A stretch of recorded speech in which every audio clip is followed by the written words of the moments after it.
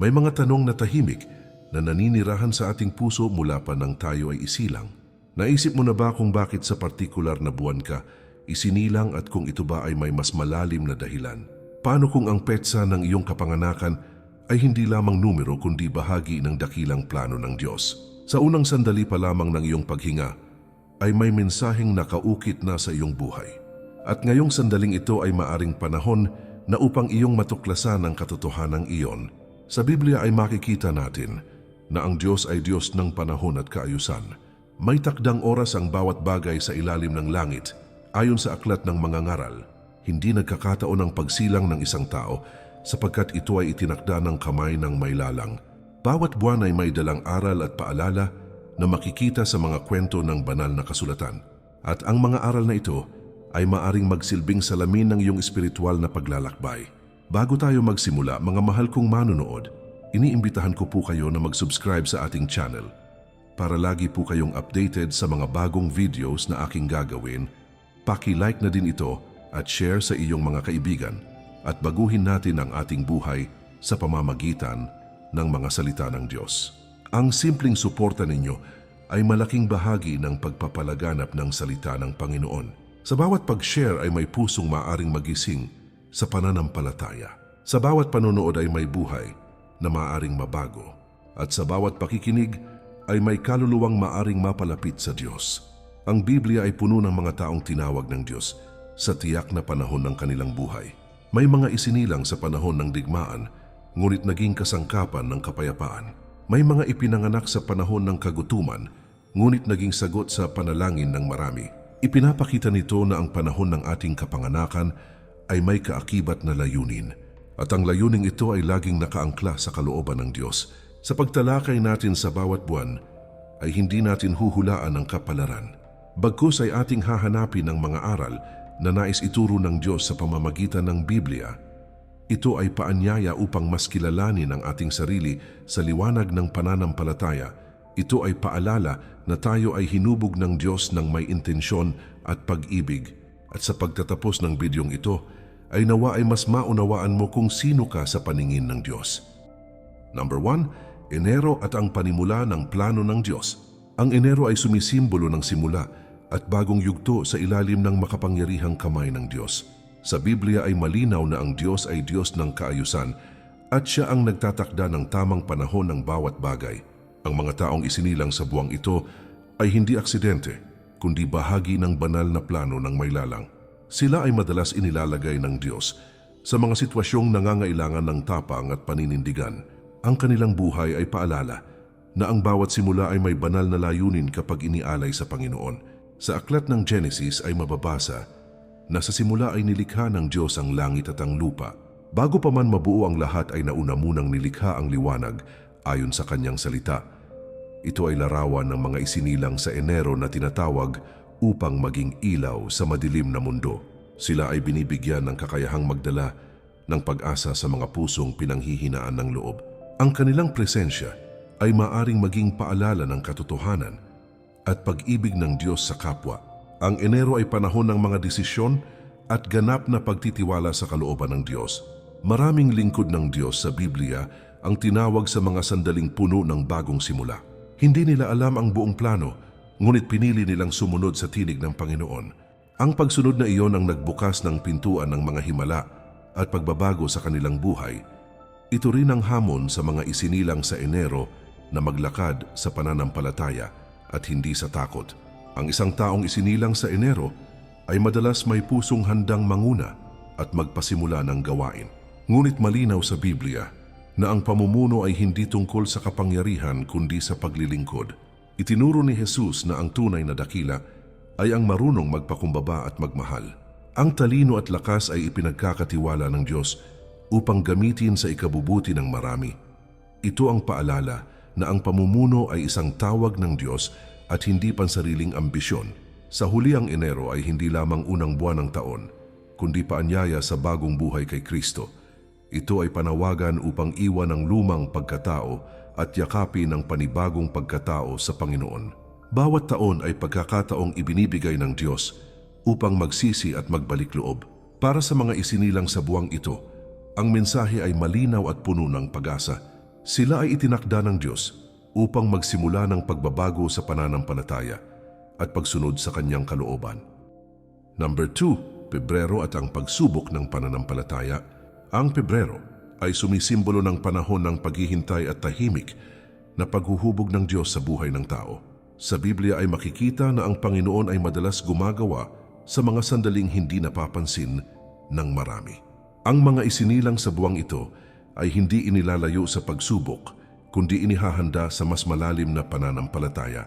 Ang kanilang paglalakbay ay puno ng mga tanong na humahantong sa mas matibay na pananalig. Ang buhay nila ay patunay na ang Diyos ay kumikilos kahit sa gitna ng katahimikan. Maraming tauhan sa Biblia ang dumaan sa mahabang panahon ng paghihintay bago makita ang katuparan ng pangako. Si Abraham ay naghintay ng maraming taon bago matupad ang ipinangakong anak. Si Jose ay dumanas ng pagtataksil at pagkabilanggo bago ginamit ng Diyos para sa kaligtasan ng marami. Ang mga isinilang sa Pebrero ay may katulad na tawag na magtiwala kahit tila mabagal ang kilos ng Diyos. Ang paghihintay ay hindi tanda ng pagkakalimot, kundi patunay ng mas malalim na plano ng Panginoon. Ang Pebrero ay nagpapaalala na ang pananampalataya ay hindi lamang nasusukat sa tagumpay, kundi sa katapatan. Ito ay nasusubok sa gitna ng kakulangan at sa mga panalangin tila walang sagot. Maraming isinilang sa buwang ito ang may pusong mapagmuni-muni at malalim ang pag-unawa sa sakit ng iba. Sila ay may kakayahang makiramay at umunawa dahil sila mismo ay dumaan sa mga pagsubok. Ang ganitong puso ay ginagamit ng Diyos upang magdala ng aliw at pag-asa sa kapwa. Ang isang taong isinilang sa Pebrero ay madalas may pusong mapagtiis at puno ng malasakit. Ngunit ang hamon ng Diyos ay huwag hayaang manaig ang panghihina ng loob at pagod ng kaluluwa. Ayon sa Biblia, ang lakas ng Diyos ay lubos na nahahayag sa oras ng kahinaan ng tao. Sa halip na sumuko sila, ay tinatawag na kumapit sa mga pangako ng Panginoon. Ang kanilang buhay ay patunay na ang pagtitiyaga ay nagbubunga sa takdang panahon ng Diyos. Sa huli, ang Pebrero ay paanyaya na magtiwala sa Diyos kahit hindi pa malinaw ang hinaharap. Ito ay panawagan na manatiling tapat kahit ang daan ay puno ng luha at tanong. Ang mga isinilang sa buwang ito ay tinatawag upang maging larawan ng matibay na pananampalataya. Ang kanilang kwento ay patunay na ang Diyos ay hindi kailanman nagpapabaya sa kanyang mga anak. At sa tamang panahon, ang lahat ng paghihintay ay papalitan ng kagalakan at katuparan mula sa Panginoon. Number 3, Marso at ang panawagan sa pagbabago. Ang Marso ay sumisimbolo ng panahon ng paggising ng Espiritu at panibagong hakbang sa harap ng makapangyarihang Diyos. Sa Biblia ay malinaw na ang Diyos ay patuloy na tumatawag sa kanyang bayan upang magbago at magsimulang muli ayon sa kanyang kalooban. Ang mga isinilang sa buwang ito ay kadalasang may pusong sensitibo sa tinig ng Panginoon at handang tumugon sa kanyang tawag. Sila ay hindi kontento sa pananatili sa lumang kalagayan ng buhay na walang direksyon at layunin.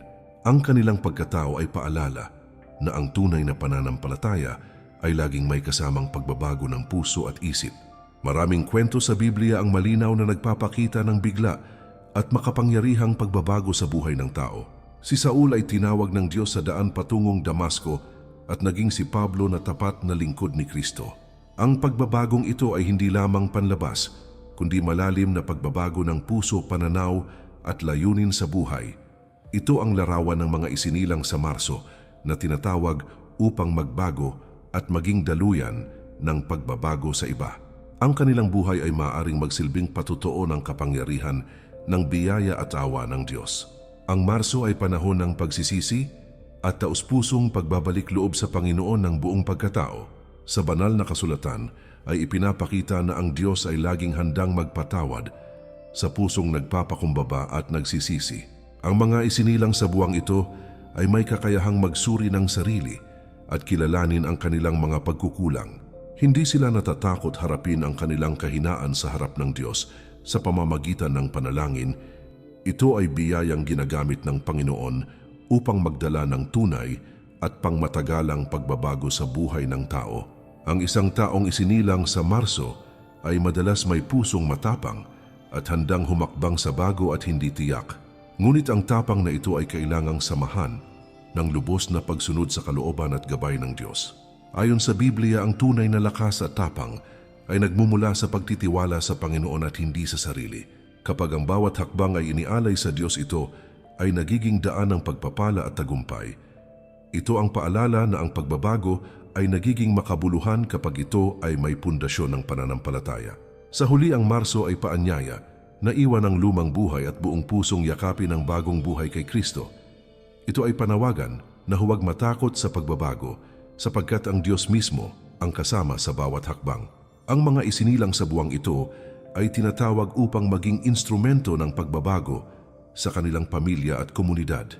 Ang kanilang kwento ay maaaring magsilbing inspirasyon sa mga pusong naghahanap ng pag-asa at bagong simula.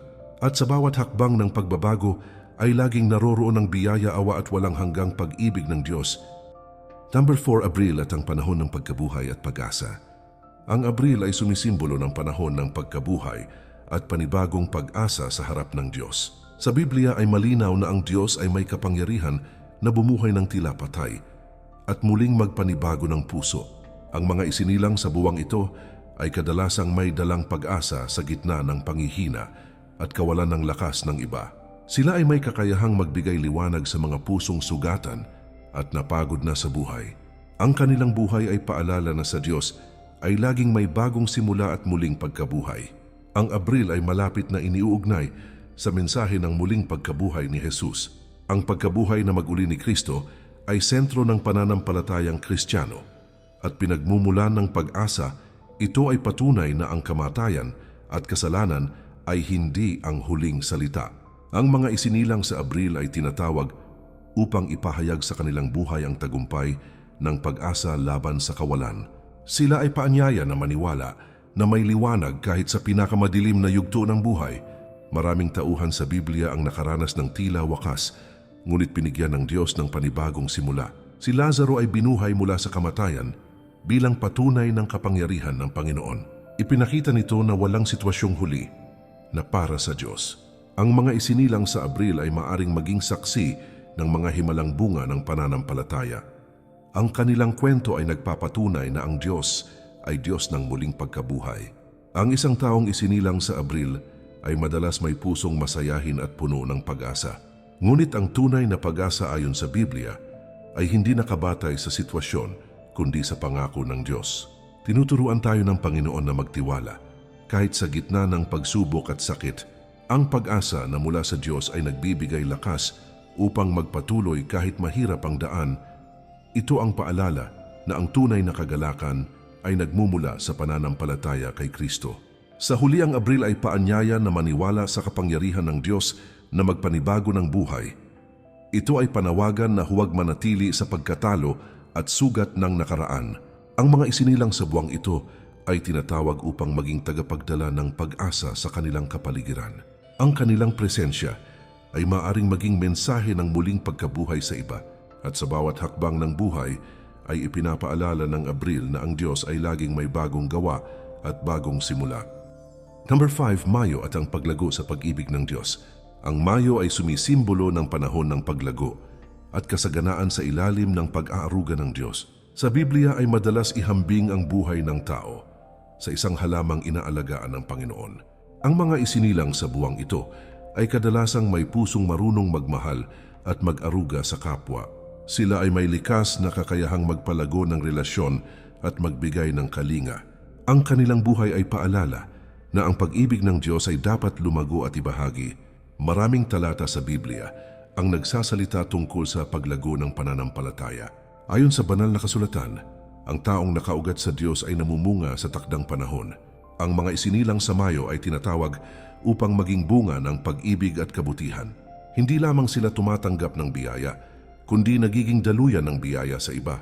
Ang kanilang presensya ay maaring maging patutuo ng buhay na puno ng pag-ibig ng Diyos. Ang Mayo ay panahon ng pag-aaruga at patuloy na paghubog ng karakter. Sa Biblia, ang Diyos ay inilarawan bilang pastol na nag-aalaga sa kanyang mga tupa. Ang mga isinilang sa buwang ito ay may pusong maalalahanin at mapagkalinga. Sila ay madalas ginagamit ng Diyos upang magbigay ginhawa sa mga sugatang puso. Ito ay paalala na ang paglago ay hindi minamadali, kundi pinagyayaman sa pag-ibig. Ang isang taong isinilang sa Mayo ay madalas may pusong mahinahon at mapagtiwala. Ngunit ayon sa Biblia, ang tunay na pag-ibig ay may kasamang disiplina at katotohanan. Tinuturuan tayo ng Diyos na magmahal, hindi lamang sa salita kundi sa gawa. Ang pag-ibig na ganito ay nagiging ilaw sa mundong puno ng pagkapuot. Ito ang paalala na ang pag-ibig ng Diyos ay aktibo at makapangyarihan. Sa huli, ang Mayo ay paanyaya na patuloy na lumago sa pag-ibig at pananampalataya. Ito ay panawagan na manatiling nakaugat sa Diyos upang mamunga sa tamang panahon. Ang mga isinilang sa buwang ito ay tinatawag upang ipakita ang pag-ibig ng Diyos sa kanilang pamumuhay. Ang kanilang buhay ay maaring maging inspirasyon sa mga pusong naghahanap ng kalinga. At sa bawat araw ay ipinapaalala ng Mayo na ang pag-ibig ng Diyos ay buhay at patuloy na lumalago. Number 6, Hunyo at ang paglilingkod na may kagalakan. Ang Hunyo ay sumisimbolo ng panahon ng paglilingkod at masiglang pagtugon sa tawag ng Diyos. Sa Biblia ay makikita na ang Diyos ay tumatawag ng mga lingkod na may pusong handang magbigay ng sarili. Ang mga isinilang sa buwang ito ay kadalasang may likas na sigla at malasakit sa kapwa. Sila ay may kakayahang maglingkod ng may kagalakan kahit sa gitna ng pagod at sakripisyo. Ang kanilang buhay ay paalala na ang paglilingkod sa Diyos ay pribilehiyo at hindi pabigat. Maraming tauhan sa Biblia ang ginamit ng Diyos sa pamamagitan ng masigasig na paglilingkod. Si Josue ay naglingkod ng buong tapang at pananampalataya sa kabila ng mabibigat na hamon. Ang kanyang katapatan ay naging daan ng tagumpay para sa buong bayan. Ang mga isinilang sa Hunyo ay may katulad na tawag na maglingkod, hindi para sa sarili kundi para sa Diyos. Ang kanilang pagsisikap ay maaring magdala ng pagbabago sa kanilang kapaligiran. Ang Hunyo ay nagpapaalala na ang paglilingkod ay hindi nasusukat sa laki ng gawain, kundi sa puso ng naglilingkod. Ayon sa Biblia, ang Diyos ay tumitingin sa puso at hindi sa panlabas na anyo. Ang mga isinilang sa buwang ito ay may pusong handang tumulong kahit walang kapalit. Sila ay ginagamit ng Diyos sa maliliit at simpleng paraan na may malaking epekto. Ito ay paalala na ang bawat gawa ng pag-ibig ay mahalaga sa paningin ng Diyos. Ang isang taong isinilang sa Hunyo ay madalas may pusong masayahin at nagbibigay lakas sa iba. Ngunit ang tunay na kagalakan ayon sa Biblia ay nagmumula sa paglilingkod na may tamang layunin. Itinuro ni Jesus na siya ay naparito hindi upang paglingkuran, kundi upang maglingkod. Ang halimbawa niya ang pamantayan ng tunay na paglilingkod na may kababaang loob. Ito ang paalala na ang kagalakan ay bunga ng pusong nakatuon sa Diyos. Sa huli, ang Hunyo ay paanyaya na ialay ang talento, oras at lakas sa gawain ng Panginoon. Ito ay panawagan na maglingkod ng may galak at walang pag-aalinlangan. Ang mga isinilang sa buwang ito ay tinatawag upang maging masiglang lingkod ng Diyos at ng kapwa. Ang kanilang buhay ay maaaring maging inspirasyon sa iba na maglingkod din. At sa bawat gawa ng paglilingkod ay ipinapaalala ng Hunyo na ang Diyos ay naluluwalhati sa pusong handang magbigay. Number 7, Hulyo at ang kaganapan ng pananampalataya. Ang Hulyo ay sumisimbolo ng kaganapan at pagiging buo sa ilalim ng kamay ng Diyos. Sa Biblia, ang bilang na 7 ay tanda ng pagiging ganap at perpekto ayon sa kalooban ng Panginoon. Ang mga isinilang sa buwang ito ay kadalasang may pusong naghahanap ng lalim at katotohanan. Sila ay hindi nasisiyahan sa mababaw na pananampalataya lamang. Ang kanilang buhay ay paalala na ang Diyos ay tumatawag sa tao upang lumago sa ganap na pagsunod. Sa banal na kasulatan ay makikita na sa loob ng 7 araw ay nilikha ng Diyos ang sanlibutan. Ang ika-7 araw ay itinalaga bilang araw ng kapahingahan at pagninilay sa gawa ng Diyos. Ito ay larawan ng mga isinilang sa Hulyo na may pusong mapagnilay at malapit sa Diyos. Sila ay tinatawag hindi lamang sa paggawa, kundi sa malalim na pakikipag-ugnayan sa Panginoon. Ang kanilang katahimikan ay nagiging daan upang marinig ang tinig ng Diyos. Ang Hulyo ay nagpapaalala na ang pananampalataya ay hindi minamadali kundi pinapanday sa panahon. Maraming tauhan sa Biblia ang dumaan sa mahabang proseso bago marating ang kaganapan ng tawag ng Diyos. Si David ay hinirang bilang hari, ngunit dumaan muna sa paghihintay at pagsubok. Ang mga isinilang sa Hulyo ay may ganitong tawag na magtiis hanggang sa katuparan ng pangako. Ang proseso ay bahagi ng paghahanda ng Diyos sa kanilang buhay. Ang isang taong isinilang sa Hulyo ay madalas may pusong matatag at hindi madaling matinag. Ngunit ayon sa Biblia, ang tunay na katatagan ay nagmumula sa pagtitiwala sa Diyos at hindi sa sarili. Ang lakas ng loob ay pinapalakas ng panalangin at pagsunod sa salita ng Panginoon. Kapag ang pananampalataya ay matibay, nagiging sandigan ito ng iba. Ito ang paalala na ang Diyos ay gumagamit ng mga pusong buo ang loob sa Kanya. Sa huli, ang Hulyo ay paanyaya na hanapin ang kaganapan ng buhay kay Kristo. Ito ay panawagan na huwag hatiin ang puso sa pagitan ng Diyos at ng mundo. Ang mga isinilang sa buwang ito ay tinatawag upang mamuhay na buo ang loob at pananampalataya. Ang kanilang buhay ay maaring maging halimbawa ng ganap na pagtitiwala sa Panginoon. At sa bawat araw ay ipinapaalala ng Hulyo na ang Diyos ay sapat at ganap sa lahat ng panahon. Number 8. Agosto at ang bagong simula sa Diyos. Ang Agosto ay sumisimbolo ng bagong simula at panibagong yugto na pinangungunahan ng Diyos. Sa Biblia, ang bilang na 8 ay tanda ng panibagong simula pagkatapos ng kaganapan. Ang mga isinilang sa buwang ito ay kadalasang may pusong handang bumangon at magsimulang muli. Sila ay may kakayahang magpatuloy kahit matapos ang kabiguan at sakit. Ang kanilang buhay ay paalala na sa Diyos ay laging may panibagong pagkakataon. Sa banal na kasulatan ay makikita ang kahalagahan ng bagong simula sa plano ng Diyos. Pagkatapos ng malaking baha ay 8 katao ang iniligtas upang magsimula ng bagong buhay. Ito ay patunay na ang Diyos ay Diyos ng awa at panunumbalik. Ang mga isinilang sa Agosto ay may tawag na maging saksi ng bagong simula at pag-asa. Ang kanilang karanasan ay maaring magsilbing inspirasyon sa mga nawalan ng pag-asa. Ang Agosto ay nagpapaalala na ang biyaya ng Diyos ay mas dakila kaysa sa pagkukulang ng tao. Sa bawat pagbagsak ay may kamay ang Diyos na handang magbangon. Ang mga isinilang sa buwang ito ay kadalasang may pusong matibay at hindi agad sumusuko. Sila ay may kakayahang magpatawad at magpatuloy sa kabila ng sugat ng nakaraan. Ito ay biyayang ginagamit ng Diyos upang magdala ng kagalingan sa kapwa. Ang isang taong isinilang sa Agosto ay madalas may pusong determinado at puno ng pag-asa. Ngunit ayon sa Biblia, ang tunay na lakas ay nagmumula sa lubos na pagtitiwala sa Panginoon. Ang bagong simula ay nagiging makabuluhan kapag inialay sa Diyos ang bawat hakbang. Kapag ang puso ay nakatuon sa Kanya, ang landas ay nagiging maliwanag. Ito ang paalala na ang tagumpay ay bunga ng biyaya at hindi ng sariling kakayahan. Sa huli, ang Agosto ay paanyaya na tanggapin ang bagong simula na inihahandog ng Diyos. Ito ay panawagan na huwag manatiling bihag ng nakaraan at mga pagkakamali. Ang mga isinilang sa buwang ito ay tinatawag upang maging patutuo ng awa at panunumbalik ng Diyos. Ang kanilang buhay ay maaaring maging liwanag sa mga pusong nawala ng direksyon, at sa bawat bagong araw ay ipinapaalala ng Agosto na ang Diyos ay patuloy na gumagawa ng bago sa ating buhay. Number 9, Setyembre at ang bunga ng katapatan. Ang Setyembre ay sumisimbolo ng panahon ng paghinog at pagdadala ng bunga sa harap ng Diyos. Sa Biblia, ang bilang na 9 ay madalas iugnay sa bunga ng Espiritu at katuparan ng gawain. Ang mga isinilang sa buwang ito ay kadalasang may pusong matiyaga at tapat sa kanilang tungkulin. Sila ay handang maghintay upang makita ang bunga ng kanilang pagsisikap at pananampalataya. Ang kanilang buhay ay paalala na ang Diyos ay nagpapala sa mga nananatiling tapat. Maraming halimbawa sa Biblia ang nagpapakita ng gantimpala ng katapatan.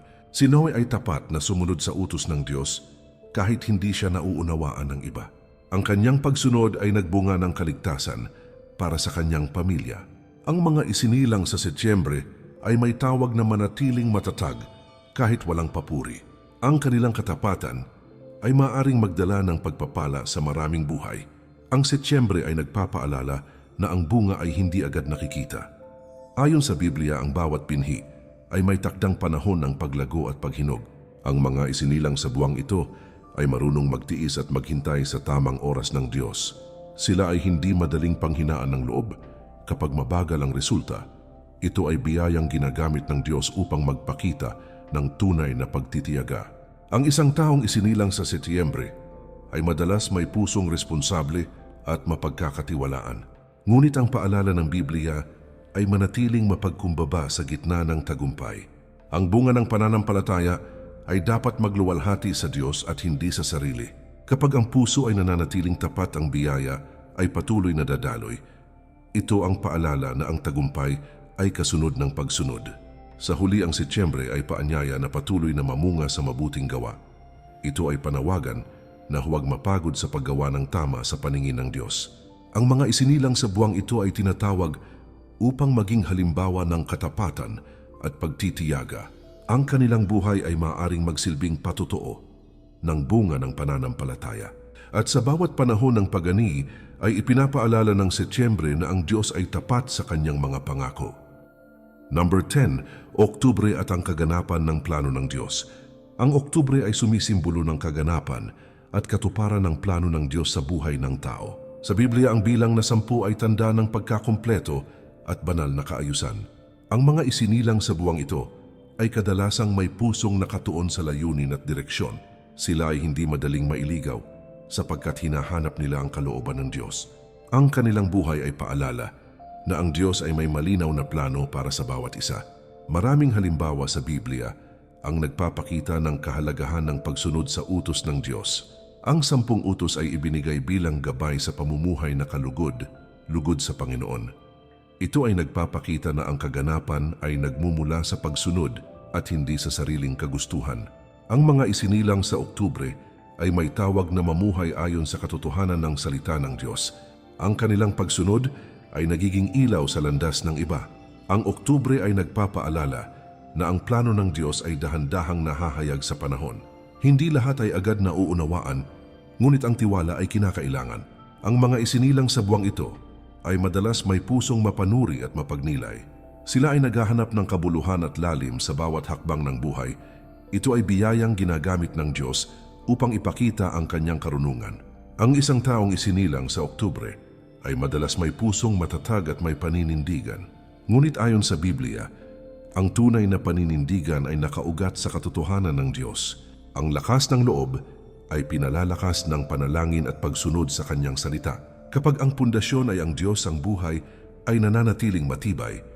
Ito ang paalala na ang tunay na tagumpay ay bunga ng pagsunod sa Panginoon. Sa huli, ang Oktubre ay paanyaya na magtiwala sa ganap na plano ng Diyos. Ito ay panawagan na huwag madaliin ang mga bagay na itinakda sa tamang panahon. Ang mga isinilang sa buwang ito ay tinatawag upang maging saksi ng katuparan ng mga pangako ng Diyos. Ang kanilang buhay ay maaring maging patotoo ng banal na kaayusan. At sa bawat araw ay ipinapaalala ng Oktubre na ang Diyos ay tapat sa pagtatapos ng kanyang gawain. Number 11, Nobyembre at ang pananampalatayang matatag sa pagsubok. Ang Nobyembre ay sumisimbolo ng panahon ng pagninilay at pagtitibay ng pananampalataya sa harap ng Diyos. Sa Biblia, ang bilang na 11 ay madalas iugnay sa pagsubok bago ang ganap na katuparan. Ang mga isinilang sa buwang ito ay kadalasang dumaraan sa mga hamong humuhubog sa kanilang pagkatao. Sila ay tinatawag upang manatiling tapat kahit sa gitna ng kawalan ng kasiguruhan.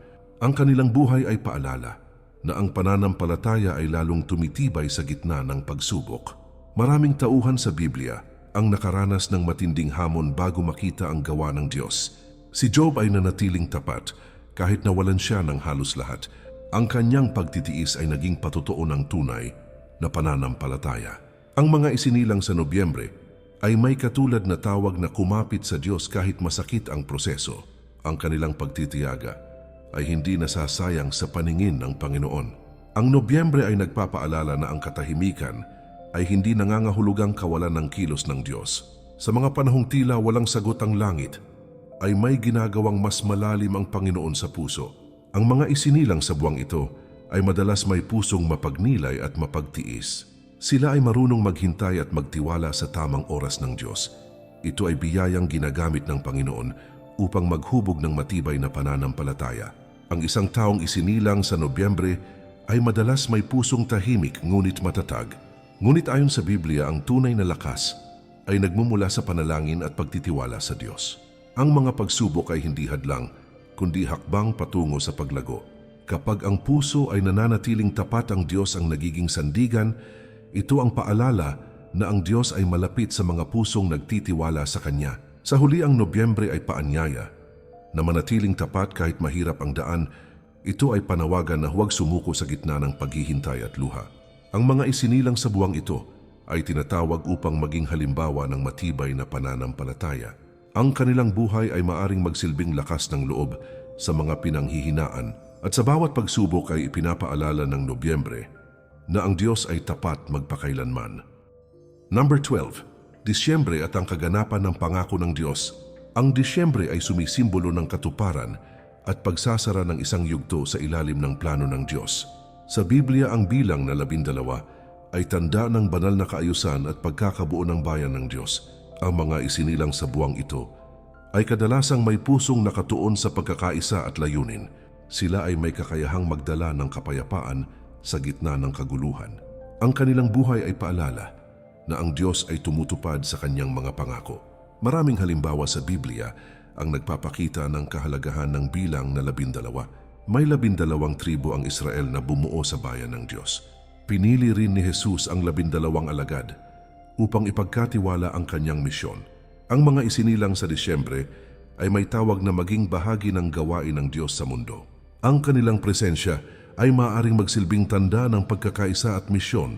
Ang Disyembre ay malapit na iniuugnay sa kapanganakan ni Jesus na tagapagligtas ng sanlibutan. Ang kanyang pagsilang ay katuparan ng matagal ng pangako ng Diyos sa kanyang bayan. Ito ay patunay na ang Diyos ay tapat sa kanyang salita at hindi nakakalimot. Ang mga isinilang sa buwang ito ay tinatawag upang magdala ng mensahe ng pag-asa at kaligtasan. Ang kanilang buhay ay maaring magsilbing paalala ng liwanag ni Kristo sa mundo. Ang isang taong isinilang sa Disyembre ay madalas may pusong mapagbigay at mapagmahal. Ngunit ayon sa Biblia, ang tunay na diwa ng pagbibigay ay nagmumula sa pag-ibig ng Diyos. Ang pagsilang ni Jesus ay pinakadakilang regalo na ibinigay sa sangkatauhan. Ito ang paalala na ang tunay na kagalakan ay nagmumula sa pagbibigay at paglilingkod. Kapag ang puso ay nakatuon kay Kristo, ang buhay ay nagiging pagpapala sa iba. Sa huli, ang Disyembre ay paanyaya na magdiwang hindi lamang ng pagtatapos, kundi ng katuparan ng pangako ng Diyos. Ito ay panawagan na balikan ang kabutihan ng Panginoon sa buong taon ng ating buhay. Ang mga isinilang sa buwang ito ay tinatawag upang maging tagapagdala ng liwanag at pag-asa. Ang kanilang buhay ay maaaring maging patutuo ng katapatan ng Diyos. At sa bawat pagtatapos ay ipinapaalala ng Disyembre na ang Diyos ay nagsisimula ng panibagong gawain para sa kanyang kaluwalhatian. Hindi ka nandito nang hindi sinasadya at hindi aksidente ang bawat sandaling iyong napanood. Kung umabot ka sa bahaging ito, marahil ay may mensaheng personal na gustong ipaabot sa iyo ang Diyos. Ang bawat buwan ng kapanganakan ay hindi hula kundi paalala ng kanyang plano at layunin sa iyong buhay. Ang tanong ngayon ay hindi kung kailan ka ipinanganak, kundi kung paano ka tutugon sa tawag ng Diyos. Sapagkat ang kaalaman ay nagiging makapangyarihan lamang kapag ito ay isinasabuhay sa pananampalataya. Sa Biblia ay malinaw na ang Diyos ay may takdang panahon at layunin para sa bawat isa. Ang iyong kapanganakan ay bahagi ng mas malaking kwento ng kaligtasan at pag-ibig ng Panginoon. Hindi ka nag-iisa sa iyong paglalakbay sapagkat ang Diyos ay laging nauuna sa iyo. Ano man ang buwan ng iyong kapanganakan, ang mahalaga ay ang direksyon ng iyong puso. At ang direksyong iyon ay dapat laging nakatuon sa liwanag ni Kristo. Nawa ang mga aral na iyong napakinggan ay maging gabay sa iyong araw-araw na pamumuhay. Nawa ay mas makilala mo ang iyong sarili sa liwanag ng salita ng Diyos at hindi sa takot ng mundo. Ang tunay na layunin ng buhay ay hindi lamang mabuhay kundi mabuhay para sa kaluwalhatian ng Diyos. Sa bawat pagsubok at tagumpay ay piliin mong kumapit sa kanyang mga pangako, sapagkat ang Diyos na nagsimula ng mabuting gawa sa iyo ay siya ring tatapos nito. Mga mahal kong manunood, muli ko po kayong iniimbitahan na mag-subscribe sa ating channel para lagi po kayong updated sa mga bagong videos na aking gagawin. Paki-like na din ito at share sa iyong mga kaibigan at baguhin natin ang ating buhay sa pamamagitan ng mga salita ng Diyos. Ang inyong suporta ay tulong upang mas marami pang buhay ang maabot ng mensahe ng Panginoon. Sa bawat pag-share ay may pusong maaring magising sa pananampalataya. Sa bawat panunood ay may kaluluwang maaring mapalapit sa Diyos. At sa bawat hakbang natin ay sama-sama nating ipalaganap ang kanyang liwanag hanggang sa muli nawa ang kapayapaan ng Diyos ang patuloy na sumainyo.